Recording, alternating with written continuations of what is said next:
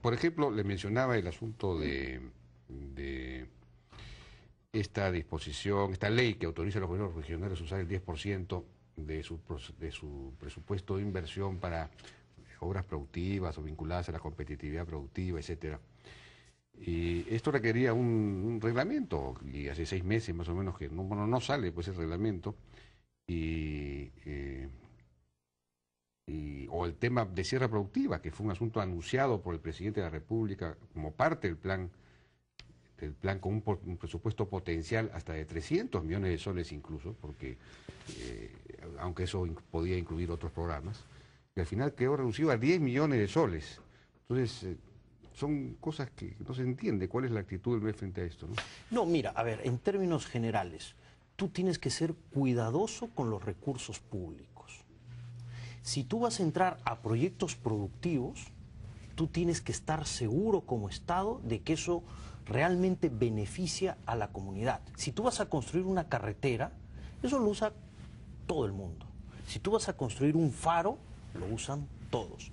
Pero si tú vas a hacer una piscigranja, estás beneficiando a una persona o a un grupo de personas muy concretos. ¿Por qué?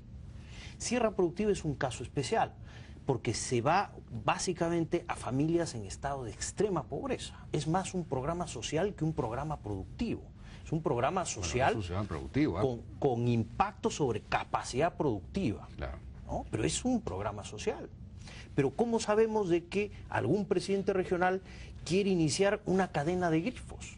Ese tipo de proyectos no podemos nosotros validar de ninguna manera. Entonces, por eso hay que ser bastante cuidadoso con el tipo de reglamento que se saque, justamente para orientar los recursos en función del objetivo fundamental del gobierno, la reducción de la pobreza.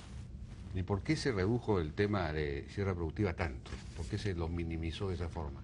No se le minimizó, se generó un programa con 10 millones de soles para que el Ministerio de la Mujer, con estos recursos, empiece a potenciar y a canalizar recursos de los gobiernos regionales y locales donde se llevarían a cabo estos proyectos. El reglamento, ya terminamos de hacer toda la revisión técnica, y creo que es un reglamento que justamente te potencia el uso de recursos para este tipo de programas y te reduce el riesgo de que no se usen bien. Bueno, ojalá que salga el reglamento. ¿Cuándo va a salir? Pronto. Pronto. Otro reclamo que ha habido recientemente es el asunto de techo propio. Usted ha señalado hoy día en la mañana que en realidad a ese programa se le acabó el presupuesto. O sea, aparentemente fue un programa muy eficiente porque gastó el presupuesto muy rápidamente. Entonces debió haber sido pues premiado con más presupuesto, considerando que hay que reactivar la economía y que este es un típico programa de reactivación económica. Pero usted señala que no se decidió no aumentarle el presupuesto. ¿Por qué?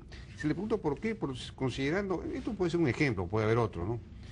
Considerando una cosa que es increíble, que yo estuve viendo otro día las estadísticas, por las cuales los depósitos del sector público en el Banco Central y en el Banco de la Nación están aumentando este año. Es decir, año en que deberíamos desahorrar, usar los ahorros para precisamente, digamos, desarrollar una actividad fiscal reactivadora, un plan de estímulo fiscal. Pues no, seguimos acumulando, seguimos ahorrando, en lugar de desahorrar, de gastar los ahorros para reactivar. ¿Cómo es posible que eso pueda ocurrir? Y se dice que no, que ya no se puede dar más dinero. La primera parte del año se acumulan ingresos. La segunda parte del año usualmente tenemos más gastos que ingresos. Entonces, esta acumulación de depósitos en el Banco Central debería disminuir fuertemente en la segunda parte del año. Estos depósitos del sector público tienen distintos componentes sobre los cuales no se tiene el control a nivel de Tesoro Público sobre la gran mayoría. La primera parte del año se acumulan los ingresos el pago de la utilidad por renta minera, que después a mitad de año se transfiere a los gobiernos regionales, ¿no? Entonces ahí perdemos el control sobre esos recursos y estos recursos van siendo aplicados en los presupuestos de los gobiernos regionales y locales conforme van aprobando sus proyectos de inversión. ¿no? Ahí va cayendo. Entonces, esto es parte de la dinámica, ¿no? Ahora bien, esta acumulación de depósitos del gobierno, en realidad lo que nos tiene que dejar es la tranquilidad de que si la crisis continúa, vamos a poder mantener el ritmo de gasto. Lo importante es mantener el ritmo de gasto. Había, como la última vez que vi, más de 27.000 millones de soles sumando depósitos de Banco Central y en el Banco de la Nación. Pues es una cantidad bien importante, ¿no? Son 10.000 millones de dólares. Es un poco menos, pero tenemos sí una cantidad importante. Solo en el Fondo de Estabilización Fiscal tenemos cerca de 2.000 millones de dólares.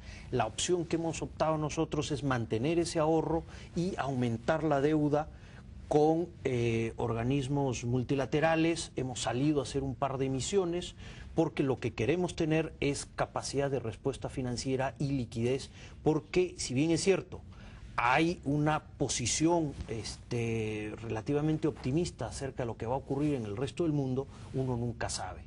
Y es mejor tener la seguridad financiera de poder responder si la cosa se empeora. Bueno, pero en este momento es el momento de gastar, ¿no? No, por eso no hay ninguna duda. Lo que se tiene en el presupuesto y hay de capacidad de gasto para los 3 niveles de gobierno es una cantidad importante. Que no se está gastando. Y el ritmo, y ahí regresamos al problema del ritmo, precisamente. Y el ritmo de crecimiento, en lo que va del año tenemos un aumento de 33% de la inversión pública, aumento de 33% de la inversión pública a nivel de gobierno nacional. ¿En términos reales? No, estamos hablando del dato presupuestal. A nivel de gobiernos regionales, el aumento es superior al 50%, está en torno a 50%. Entonces, como tasa de crecimiento es importante. Como porcentaje de ejecución respecto al presupuesto es relativamente bajo, pero esto va a crecer fuertemente en la segunda mitad del año. Nosotros tenemos, por ejemplo, en el sector transporte, que con nuestros proyectos priorizados se estaría ejecutando 1.000 millones en el tercer trimestre y más o menos 1.000 millones en el en el cuarto trimestre, ¿no? Entonces, en el segundo semestre vamos a ejecutar el doble de lo que se ejecutó en el primer semestre en el sector transporte. Ahora, hay,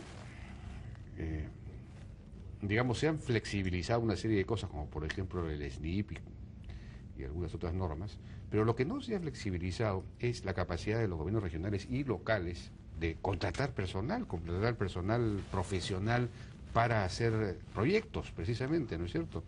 Entonces, están manejando una cantidad de dinero muchísimo mayor que la que manejaban antes con la misma gente, y gente muy mal pagada. El otro día nos decía Federico Salas acá que un gerente que maneja como 80 millones de soles o 100 millones de soles gana 2.600 soles. Entonces, no tiene pues ninguna garantía respecto de qué manejo estará haciendo este señor y de la calidad además del trabajo. Esto hay que cambiarlo, es decir, se está buscando crear supergerentes para distribuirlos, pero en realidad lo que habría que hacer es permitirle que contraten. Cada gobierno regional tiene asignado $20.000 al mes para contratar técnicos, fuera de su presupuesto. Es un dinero de Fondo de Apoyo Gerencial del MEF a cada uno de los gobiernos regionales. Hay gobiernos regionales que han utilizado muy bien este dinero y han contratado técnicos y están avanzando en su ritmo de ejecución. Hay otros gobiernos regionales que desgraciadamente no han utilizado bien ese dinero. Si uno va y le pone los técnicos, no los van a aceptar. Quieren el dinero para contratar. Se les da el dinero y no contratan bien. Realmente aquí ya estamos en un problema de otro tipo, ¿no?